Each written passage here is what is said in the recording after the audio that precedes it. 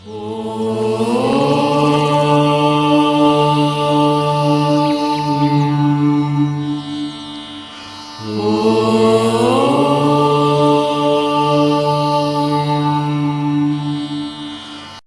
साथियों, मैं पंकज सिंह एक बार फिर से आपके channel whistle with Pankaj Singh पर स्वागत करता हूं।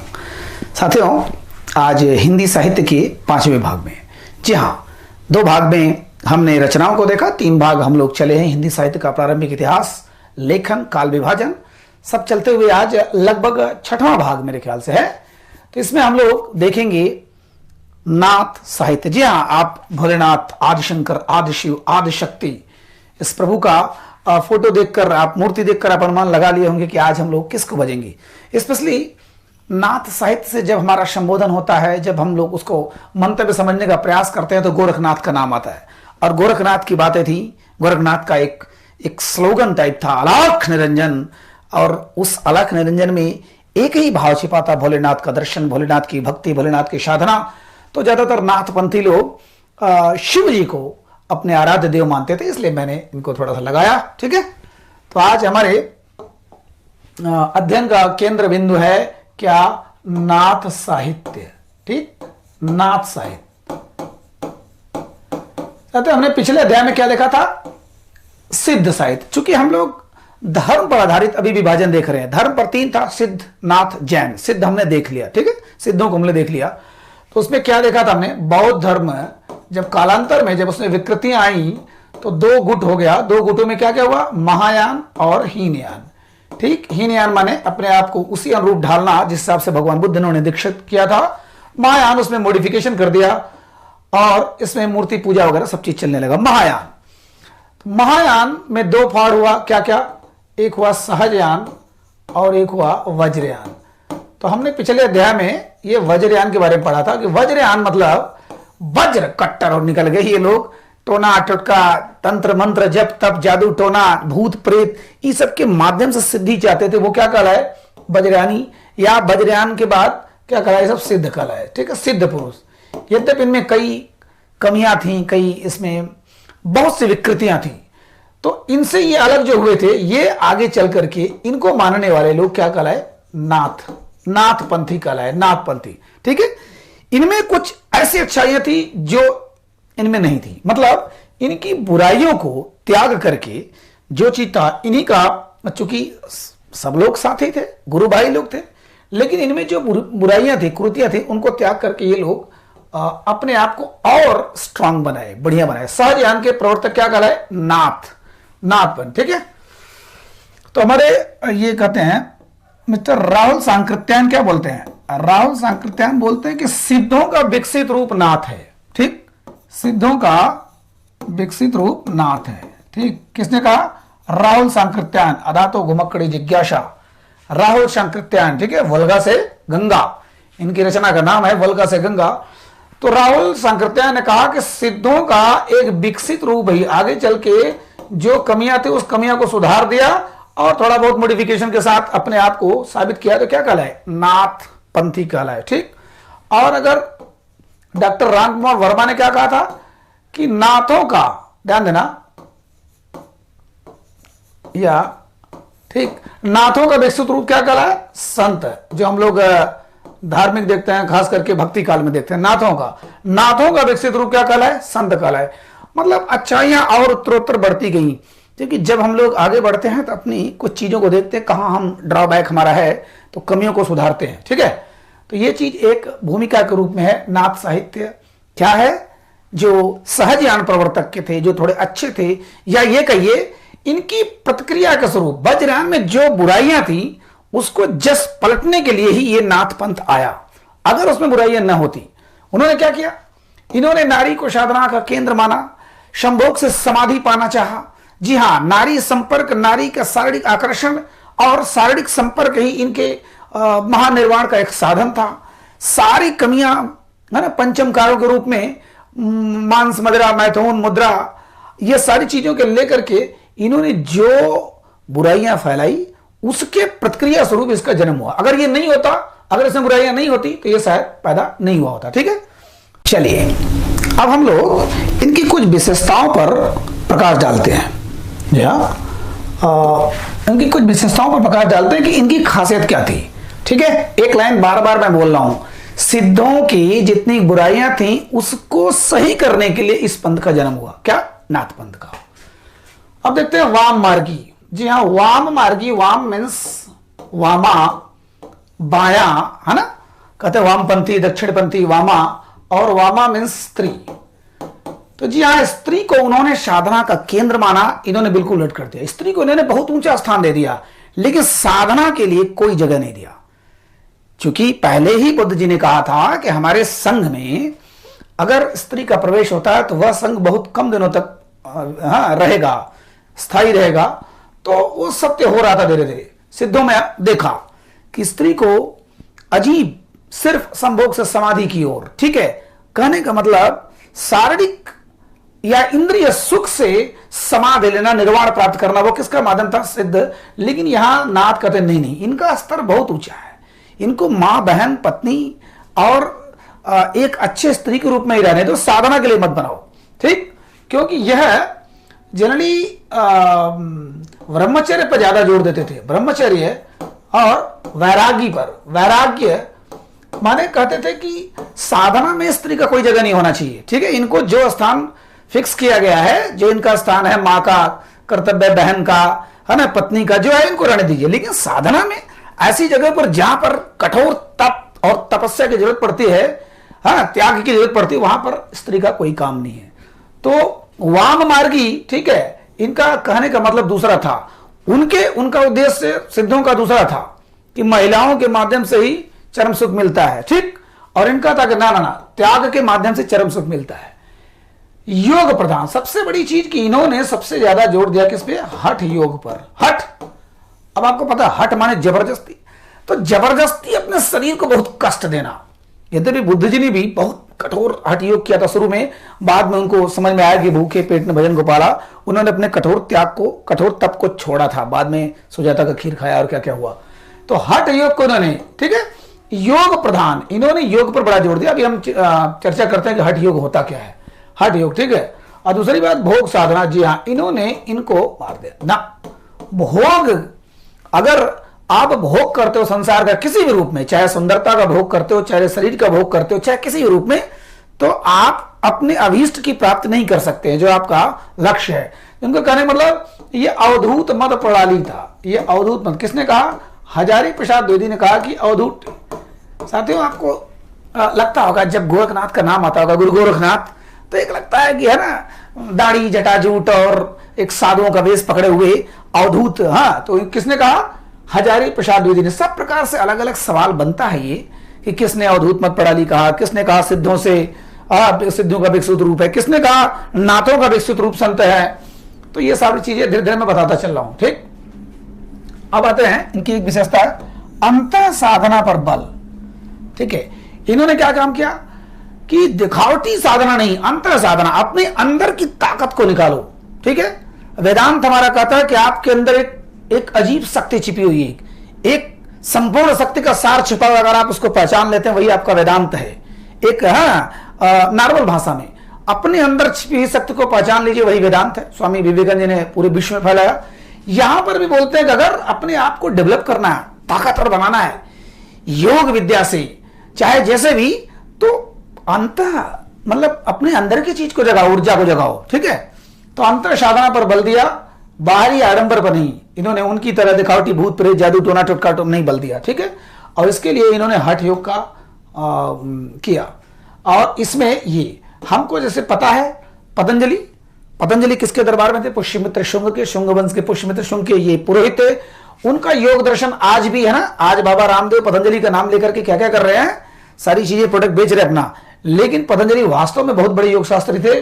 और उनका योग दर्शन में, जब आप विवेकानंद जी की एक किताब है राजयोग, उन्होंने नहीं लिखा, उनके एक जो शॉर्ट हैंड राइटर था, है ना, गुडविन साहब ने लिखा। तो उस राजयोग को पढ़ते तो उसमें भी हठ योग का बहुत मतलब मिलता है, प्रमाण को मिलता है। हठ योग माने कठोर योग। कैसा योग? अब यहां पर देखते हैं, ह मीन्स तो होता है, ठीक है, सूर्य, और ठ मीन्स होता है चंद्रमा। ठीक, तो सूर्य चंद्रमा का यहां क्या मतलब है? चंद्रमा के अंदर शीतलता का गुण, सूर्य के अंदर है ना गर्मी का गुण, मतलब बहुत ही, तो दोनों का गुण जिसके अंदर आ जाए।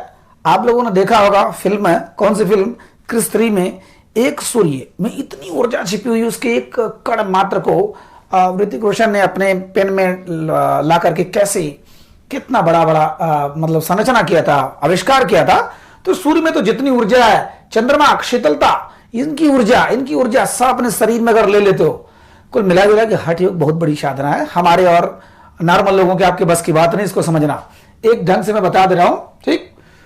हठ योग और कठिन योग, कठोर योग। हठ योग में क्या होता है कि कुंडलिनी, माने इतना साधना करो, इतना योग करो कि कुंडलिनी जागृत हो जाए, ठीक, सुप्त कुंडलिनी जागृत हो जाए, सोई हुई कुंडलिनी जागृत हो जाए। अब कहेंगे कुंडलिनी क्या होता है? जी हां, हमारे शरीर में जब आप एक पद्मासन मुद्रा में बैठते हैं तो नीचे से लेकर मूलाधार चक्र से लेकर सहस्त्रार चक्र तक 7 चक्र होते हैं। 7 चक्र आध्यात्मिक भाषा में, उन 7 को जगाने के लिए, नाड़ी शोधन के लिए जितनी त्याग तपस्या होती करिए, और जब वो जाग जाएगा वही जान लो तभी हठ योग पे आप एकदम आ गए। तो ये जो नाथ लोग थे, गोरखनाथ जैसे लोग, मत्स्येंद्र नाथ जैसे लोग, चरपटनाथ, चौरंगी नाथ जैसे लोग, ये लोग बड़े कठोर साधना में विश्वास करते थे, ठीक है। हठ योग, अभी हम इसकी चर्चा कर रहे हैं। इनकी किताब थी गोरखनाथ की, गुरु गोरखनाथ की किताब थी सिद्ध सिद्धांत पद्धति में, इन्होंने हठ योग का बढ़िया से जिक्र किया। अभी हम लोग चर्चा करते हैं। और चक्र, चूंकि शरीर में 7 चक्र होता है, 7 चक्र शायद आपको पता भी होगा, ठीक है, केबीसी में अक्सर सवाल पूछता रहता है चक्र। तो सुप्त कुंडलिनी है ना, एक यौगिक क्रिया करने वाला, योग विद्या में आस्था रखने वाला वो जानता है कुंडलिनी क्या होता है। हालांकि कुंडलिनी जागृत करने में सदियों लग जाते हैं, कई जन्म लग जाते हैं, और कुछ लोग तो भाई वास्तव में जान चुके हैं अपने आप को ना, महावीर स्वामी, विवेकानंद, और ये बुद्ध जी, और भी, हाँ, ये इसमें भी कई लोग सिद्ध लोग, और आज भी कई लोग तपस्यारत हैं अपने कुंडलिनी को जागृत करने के लिए, ठीक है। तो ये चीजें किसकी थी? सिद्धों की, नाथों की। फिर और क्या था? नारी को साधना केंद्र से हटा दिया, पंचम कार को मार दिया गोली, माने ये सारी चीजें सब बंद। ये मांस, मदिरा, मुद्रा, मैथुन और मत्स्य, इन पंचम कारों को बिल्कुल हटा दिया। नारी को साधना केंद्र से हटा दिया।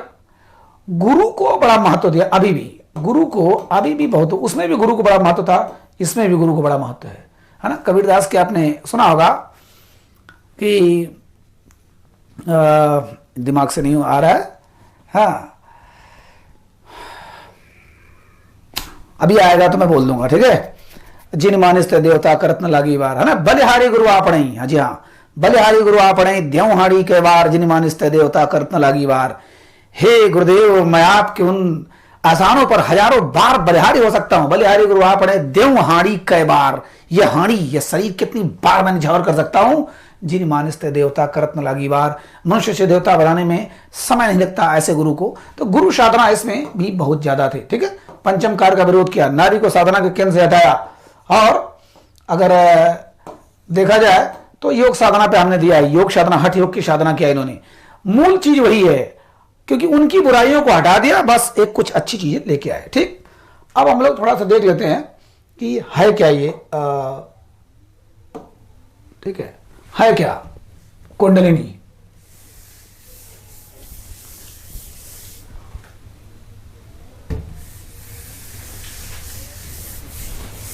कुंडलिनी देखिए इधर,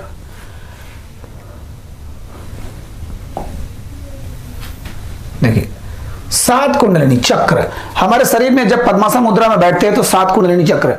अब आप लोग आध्यात्मिक में चल रहे हैं, ठीक है, हमारा ये कोर्स भी है, तो आपको अच्छी तरीके से हठ योग समझ में आ जाएगा। ह माने सूर्य और ठ माने चंद्रमा।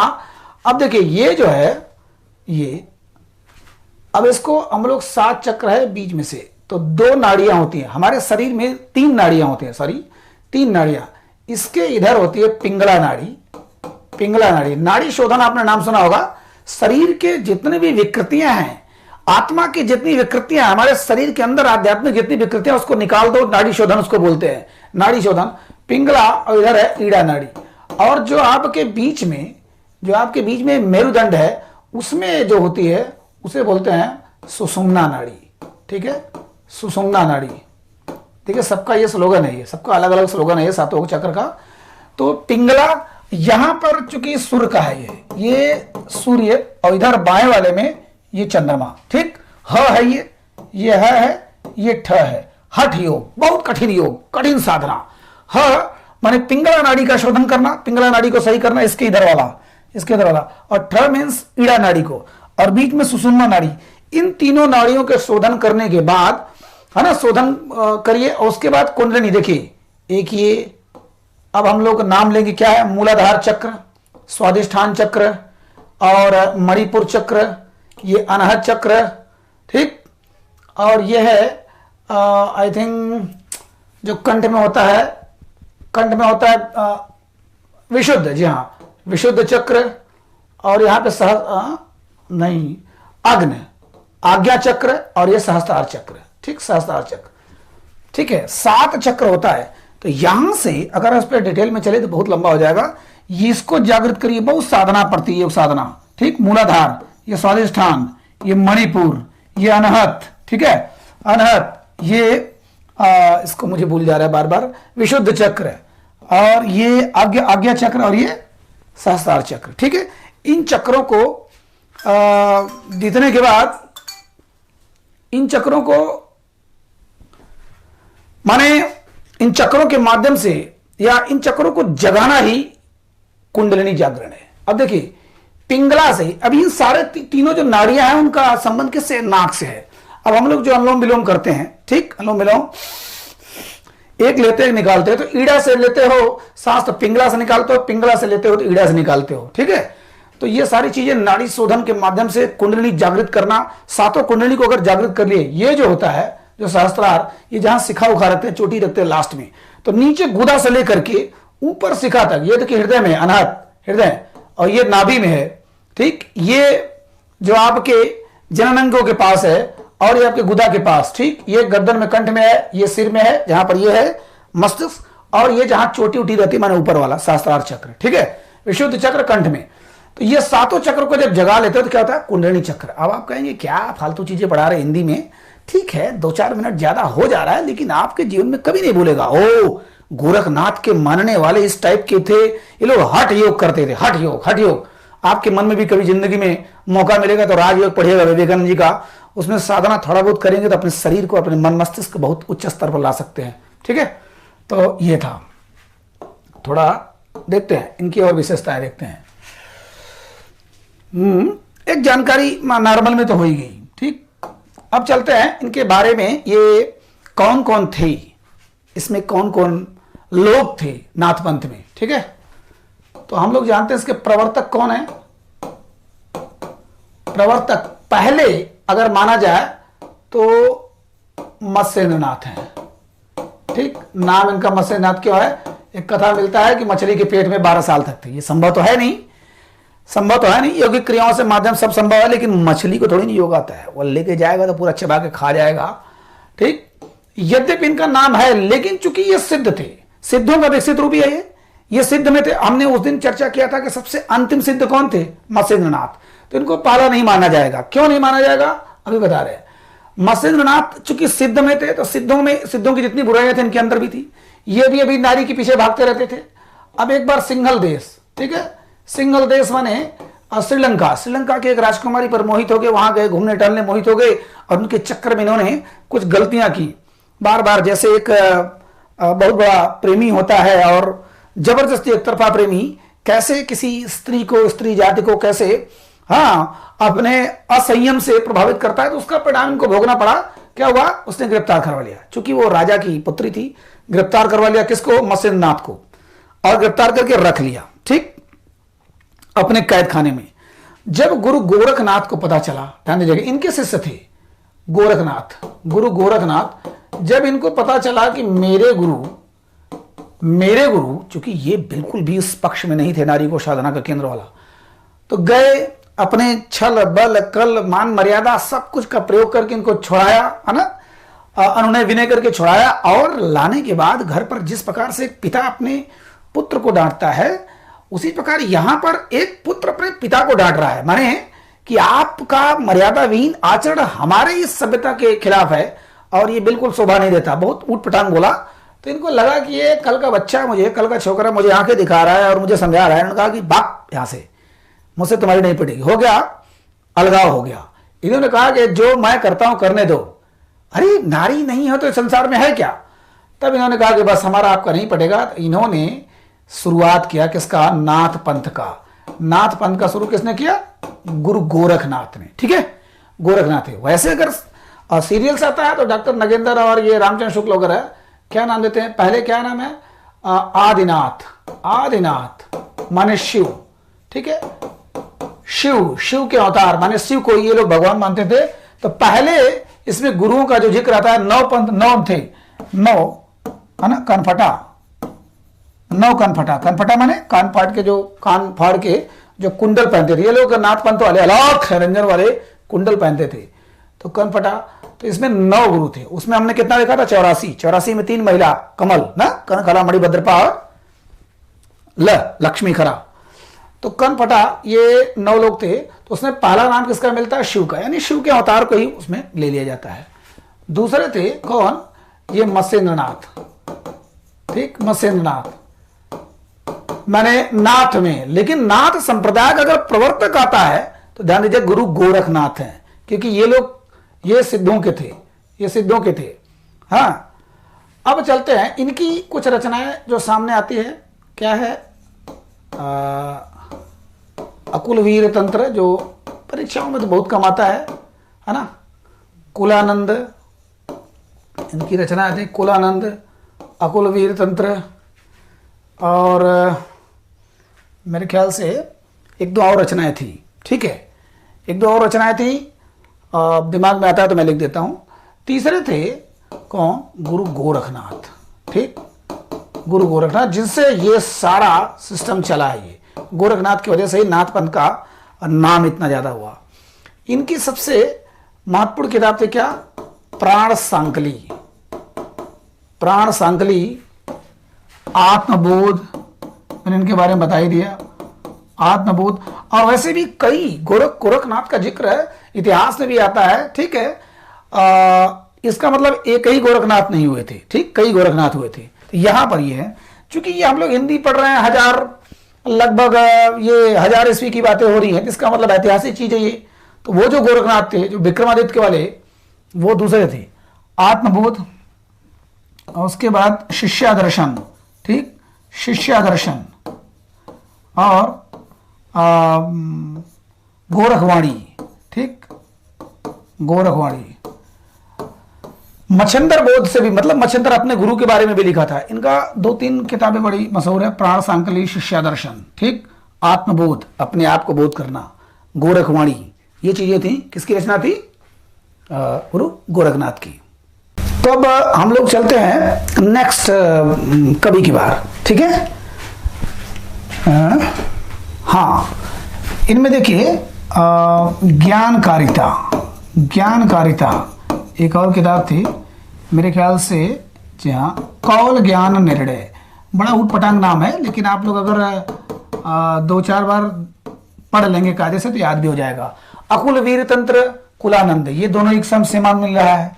ज्ञानकारिता, कौल ज्ञान निर्णय, चूंकि कौल संप्रदाय के प्रवर्तक थे, ठीक। अब आप लोग बताइएगा कमेंट में कौल संप्रदाय क्या होता है, एक बार गूगल करेंगे आपको समझ में आ जाएगा। कौल संप्रदाय के पालने वाले क्या करते हैं, ठीक है।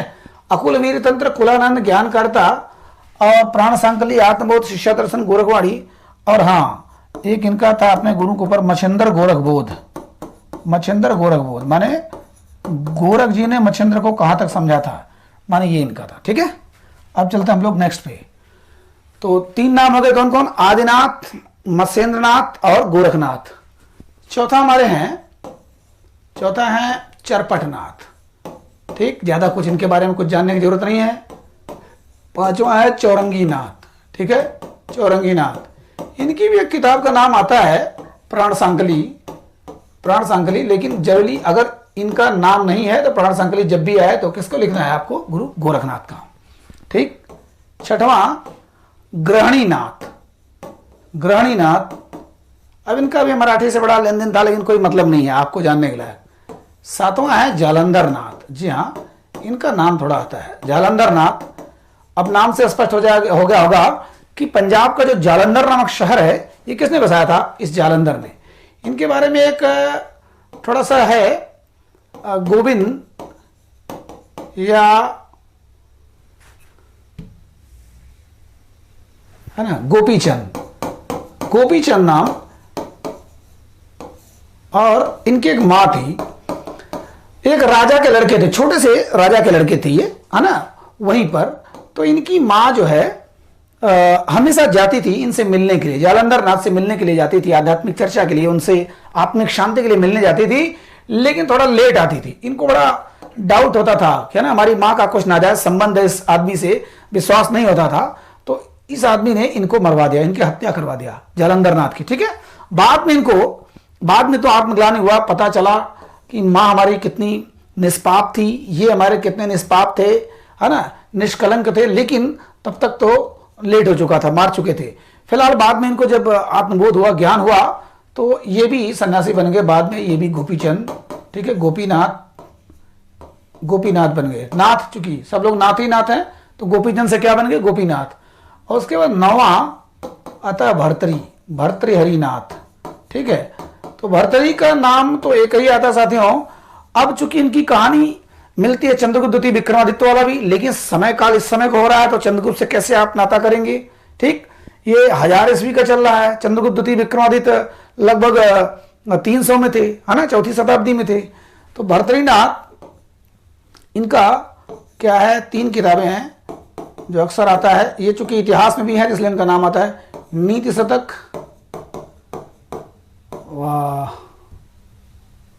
नीति शतक, वैराग्य शतक और श्रृंगार शतक, ठीक है, श्रृंगार शतक। इन्होंने 3 शतक लिखा, 3 महत्वपूर्ण किताब लिखा है। तो जानने लायक इनमें क्या है, वही गुरु गोरखनाथ का है और भर्तृहरिनाथ का। भर्तृहरि का कहानी आपने अगर नहीं सुना होगा तो हल्का सा एक लाइन बता देता हूं कि जो कहानी वो मिलती है चंद्रगुप्त द्वितीय विक्रमादित्य वाली, माने चंद्रगुप्त, या ये कहो कि जो हम लोग पढ़ते हैं कहानी में विक्रमादित्य, विक्रम बेताल की कहानियां, उनसे मिलती जुलती है भर्तृहरि की कहानियां, ठीक है। कि बड़े भाई थे, भर्तृहरि बड़े भाई थे, विक्रमादित्य छोटे भाई थे। इनकी पत्नी थी रानी पिंगला, ठीक है। कहते हैं कि रानी पिंगला वह त्रिया चरित्र, माने कई चरित्र वाली थी, त्रिया चरित्र थी, तो व्यभिचारिणी थी, लेकिन इनको शक नहीं होता था, ये गान में संगीत में मस्त रहते थे। तो इनके भाई जो हैं विक्रमादित्य, उनको शक था, उनको ये पता चला कि हमारी भाभी माँ जो है गैरव से संबंध रखती हैं, शारीरिक संबंध रखती हैं, प्लस राजा को मूर्ख बना रही हैं, हमारे भाई को, हमारे, है ना, हीरे जैसे भाई को मूर्ख बना रही हैं। तो ये इन्होंने रोकने का प्रयास किया कि रानी पिंगला आप संभल जाओ, नहीं तो मैं भ्राताश्री से सब कुछ सूचना दे दूंगा। तो वो पहले ही समझ गए कि गड़बड़ होने वाला है, जाके अपने पति से यानी भर्तृहरिनाथ से इन्होंने उटपटांग शिकायत कर दिया कि आपके भाई की जो चारित्रिक निगाह है वो सही नहीं है, शुद्ध नहीं है, और मुझे वो लांछित करना चाहता है। अब तो फिर कहना क्या था, भर्तृहरि जी बेचारे भड़क गए, उखड़ गए। इन्होंने इनको देश निकाला दे दिया, कहा कि तुम अगर अपनी मां समान भाभी पर गलत निगाह रख सकते हो तो इस संसार की कोई भी, इस राज्य के, साम्राज्य की कोई भी स्त्री सुरक्षित नहीं है, निकल जाओ यहां से। तो ये तो कहे ठीक है, भाई की आज्ञा है, निकलना ही पड़ेगा। लेकिन ये गुरु गोरखनाथ के पास जाते हैं। गोरखनाथ, ध्यान दीजिएगा, कौन, ये गोरखनाथ के पास जाते हैं और बताते हैं कि ऐसी सी बात है गुरुदेव, अगर मैं निकल जाता हूं, भाई की आज्ञा है, तो यह स्त्री, यह व्यभिचारिणी स्त्री पूरे साम्राज्य को खा जाएगी, आप संभालिए। उन्होंने कहा ठीक है जाओ। जब वो निकलते हैं तो गुरु गोरखनाथ आते हैं एक आम का फल लेकर के, और राजा से बोलते हैं कि देखो ये अभिमंत्रित फल है, सब कहानी जानते होगे आप लोग, अभिमंत्रित फल है, खाओ, अगर खाते हो तो चिर युवा रहोगे, कभी बूढ़े नहीं होगे, जवान रहोगे, हमेशा जवान रहोगे। तो उन्होंने सोचा कि मैं इतना प्रेम करता हूं अपने रानी पिंगला को, उसको देता हूं, मैं तो नहीं खाऊंगा। पिंगला को दिया कि लो खा लो, तुरंत अभी खा लो। उसने कहा कि नहीं मैं खा लूंगी। उसने कहा कि जिंदगी भर युवा रहोगी, मैं तो बुढ़ा हो जाऊंगा चलेगा, बट तुम युवा रहोगी। तो वो जो है पिंगला किसी अपने एक दूसरे प्रेमी को दूसरे दिन देते हैं, उस दिन नहीं खाते हैं, दूसरे को देती है, कहते हैं तुम खा लो, युवा रहोगी, मैं बूढ़ी हो जाऊंगी चलेगा। वो उसका संबंध किसी और स्त्री से था, उसने उस स्त्री को दिया और कहा कि तुम खा लो, हाँ तुम जवान रहोगी, मैं बूढ़ा हो जाऊंगा तो क्या है। उसने किसी एक नौकर को दिया, नौकर ने गणिका को दिया, और गणिका प्रेम करती थी राजा से, किससे, राजा भर्तृहरि से। और उसने जब भर्तृहरि को दिया कि ये फल लीजिए राजा साहब, आप खाएंगे युवा रहेंगे, तब तो राजा का क्रोध बिल्कुल देखने लायक था। तो उन्होंने कहा कि कैसे हुआ। सारी चीजें जब पता चली तब उन्होंने अपनी पत्नी को बुलवाया और कहा कि इस स्त्री जात पर मुझे इतना भरोसा था, खास करके अपनी पत्नी पर, अब जिंदगी में नहीं रहा। तो वही शब्द निकलता है त्रिया चरित्रम पुरुषस्य भाग्यम, माने इस स्त्री के चरित्र को कोई समझ नहीं सकता, पुरुष के भाग्य में है। तो उन्होंने घर बार छोड़ दिया और जाकर के फिर ये जंगल में ये लिखे तीनों किताब। कौन सा? नीति शतक, वैराग्य शतक और श्रृंगार शतक। ठीक है, हल्का सा मैंने जल्दी में बता दिया। ऐतिहासिक जिक्र जब होगा, जब इतिहास पढ़ाऊंगा, इसको बहुत डिटेल में मस्ती पढ़ाऊंगा। ठीक है, तो नातों का मेरे ख्याल से इससे ज्यादा कुछ आने वाला है नहीं, वैसे भी आपको जानकारी के लिए है, परीक्षा के लिहाज से थोड़ा थोड़ा इसमें आता है। लेकिन जब आप पके रहेंगे, भरे रहेंगे, तब होता है कि यहाँ कुछ भी कहीं से आए, अगर नहीं भी आ रहा तो उस हिसाब से कि नहीं ये तो नहीं हो सकता, अब सवाल सही करेंगे। ठीक है, तो नाथ पंथ आज हमारा यही समाप्त हुआ। कैसा रहा बताइएगा जरूर, सब्सक्राइब करिए चैनल को, आगे बढ़ाइए। मैं चाहता हूं कि इसको बच्चा बच्चा देखे, केवल परीक्षा के लिहाज से नहीं, आने वाले समय में आपको विश्वास नहीं होगा आप क्या क्या चीज पाएंगे। तो इसको सब्सक्राइब करिए, बढ़ाइए, शेयर करिए, लाइक दबाइए। इसलिए मैं बोलता हूं यूट्यूब वाले थोड़ा सा प्रश्रय देते हैं, थोड़ी प्राथमिकता देते हैं आगे बढ़ाने के लिए। ठीक है, चलिए वेट करूंगा आपके कमेंट का। नमस्कार।